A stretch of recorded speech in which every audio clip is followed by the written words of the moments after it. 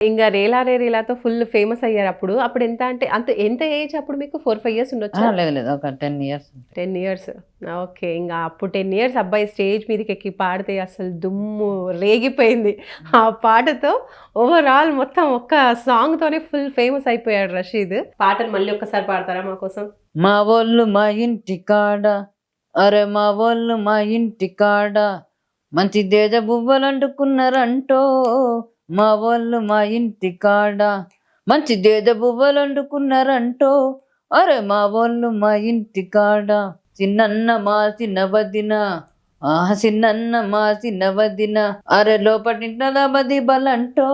మా చిన్నన్న మా చిన్న వదిన, అరే పెద్దన్న మా పెద్ద వదిన, అరే గుడిసెలింట్లో గుబ గుబలంటో. మా పెద్దన్న మా పెద్ద వదిన, అరే మా వాళ్ళు మా ఇంటి కాడ, మంచి జేజ బువ్వలు అంటుకున్నారంటో. మా వాళ్ళు మా ఇంటి కాడ.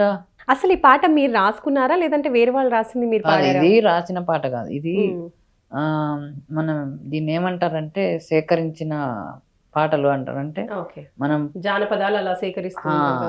యాక్చువల్ గా ఇప్పుడు రాస్తున్నారు. అసలైన పాటలు ఇవి రాసినవి అంటే ఇప్పుడు రాసినవి ఉంటున్నాయి, కానీ యాక్చువల్ గా జానపదాలు అంటే ఇవి కావు. చేసే పనులను బట్టి. ఎస్, అంటే పొలంలో నాట్లేసేటప్పుడు అప్పటికప్పుడు వాళ్ళు అప్పటికప్పుడు అల్లుకొని పాడుకున్న పాటలు అంటారు. సో వాళ్ళ దగ్గరికి మేము వెళ్ళి మేము తీసుకొచ్చేవి. మా సార్ మా గురువు గారు తీసుకొచ్చేది అన్నమాట ఇవన్నీ పాటలు.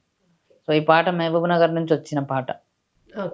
అక్కడ నుంచి ఈ పాట ఒక తాతయ్య ఇచ్చిరు నాకు, అట్లా నేను ఫేమస్ చేసిన దాన్ని. ఓకే.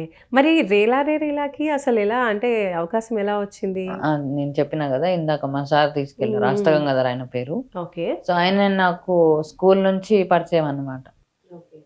ఫస్ట్ టైం ఆయనతో కలెక్టర్తో ప్రోగ్రామ్ చేసిన, ఇంకప్పటి నుంచి ఆయన నాకు నేర్పించి రేలా రేలా సిరీస్ ఈసారి పిల్లల సెలక్షన్ ఉంది అంటే చిన్నపిల్లలు పాడేది ఉంది అంటే ఇంకా ఆయన నన్ను సెలెక్ట్ చేయించి జస్ట్ ఒకటే ఒక పాట, ఇదే పాట పోయి పాడిన, సెలెక్ట్ అయిపోయినా. అదేం తెలియదు నాకు. తర్వాత షూటింగ్కి పిలిచిర్రు, మళ్ళీ పాడమన్నారు, పాడేసిన. మళ్ళీ నేను టీవీలో వచ్చి అందరూ నన్ను నువ్వు బాగా పాడినావు, టీవీలో వచ్చినావు, అది ఇది. మరి నేను ఇంటికి వచ్చేసరికి పెద్ద ప్రెస్ మీట్ అరేంజ్ చేసి అదంతా చేస్తే నాకు కన్ఫ్యూజ్ అయింది. నేను అక్కడెక్కడ ఉంటే మీకు ఎట్లా కనిపించిన అది అది ఒక పెద్ద స్టోరీ. సో అయితే నేను అప్పటి నుంచి నాకు అర్థమైంది, ఓకే నేను ఇట్లా ఫేమస్ అయినా అని. ఇంకా వాళ్ళన్నీ నాకు చెప్పి ఇంక అప్పటి నుంచి నువ్వు అంటే ఇది ఇప్పుడు దాకా వేరు, ఇప్పుడు వేరు అని చెప్పి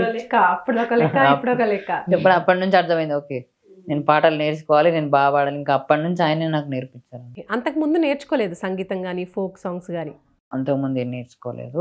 అంటే ఇంకా తర్వాత స్కూల్లో కొంచెం ఇంకా కొంచెం ఫేమస్ అయిన తర్వాత స్కూల్లో సంగీతం అవన్నీ నాకు నేర్పించడం అయింది. ఇంకా పాటలు మా సార్ పాటలు వచ్చి నేర్పించేవాళ్ళు. ఇంకా ఖాళీ టైంలో స్టడీస్, కొన్ని టైంలో ఇంకా బిజీ మ్యూజిక్ అని అది అని ఇంకా ఎంతో కొంత మ్యూజిక్ కూడా నేర్చుకున్నా. స్టడీస్ ఎక్కడి వరకు చేశారు? స్టడీ నాది డిగ్రీ అయిపోయింది. ఓకే. మీరు కూడానా సమీరా? అవును, డిగ్రీ కంప్లీట్ చేశారు.